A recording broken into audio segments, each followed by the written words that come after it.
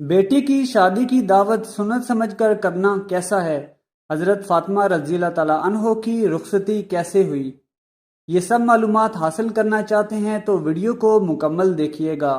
بسم اللہ الرحمن الرحیم۔ علماء کرام کے مطابق بیٹی کی شادی کی دعوت ولیمہ کی طرح سنت سمجھ کر کرنا غلط اور ناجائز ہے، اور یہ سمجھنا کہ یہ ضروری ہے اور اس کے بغیر ہم اپنی بیٹی کو رخصت کر ہی نہیں سکتے، اور جب تک اس کی دعوت نہ ہو اور سب لوگوں کو نہ بلایا جائے اور دھوم دھام سے نہ ہو، چاہے حیثیت بھی نہ ہو، لیکن وہ ضروری سمجھتے ہیں تو ضروری سمجھ کر کرنا بھی صحیح نہیں، یہ بھی غلط ہے۔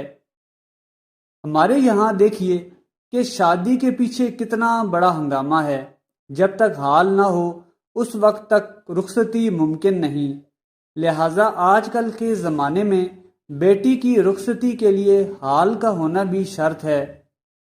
وہ تو شکر ہے کہ گورنمنٹ نے کھانے پر پابندی لگا دی تو کچھ معاملہ ہلکا ہو گیا، ورنہ پوری بارات اور برادری کی دعوت بھی ضروری سمجھی جاتی ہے، بصورت دیگر نکاح کا تصور ہی نہیں۔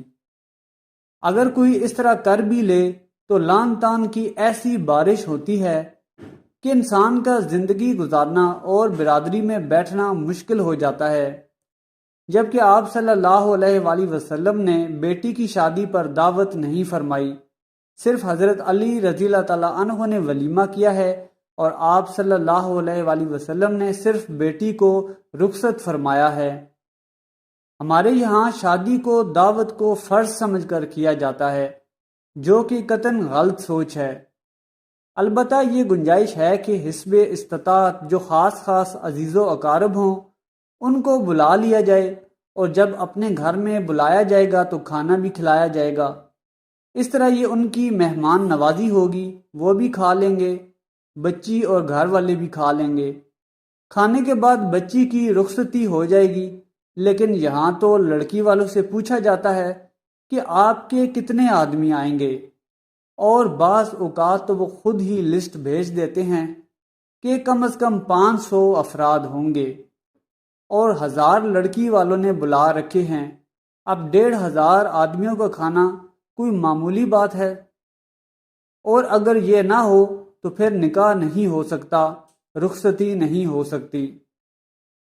یہ جو لمبے لمبے خرچے ہم نے اپنی طرف سے بنا لیے ہیں، یہ سراسر ہم نے اپنے اوپر ظلم کیا ہوا ہے، زیادتی کر رکھی ہے، جس کی وجہ سے شادی بیاہ کے مسائل کو ہم نے خود ہی مشکل سے مشکل تر بنا لیا ہے۔ بہرحال دیکھ لیجئے کہ حضور اکرم صلی اللہ علیہ وآلہ وسلم کی صاحبزادی آپ صلی اللہ علیہ وآلہ وسلم کے گھر سے کس طرح رخصت ہو رہی ہیں۔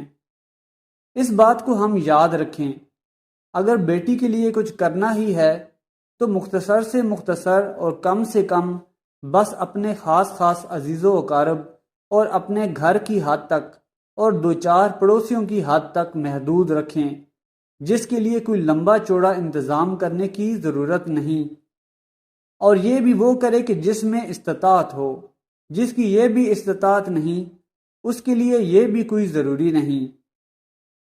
مگر آج ہم نے اپنے ذہنوں کے اندر شادی بیاہ کے لیے رائج الوقت رسومات و لوازمات کے ساتھ جو ایک معیار مقرر کر لیا ہے اپنے ماحول اور اپنے معاشرہ کے اعتبار سے، اور پھر اس معیار کے مطابق امیر و غریب سارے کے سارے پابندی کرنے والے ہو گئے ہیں۔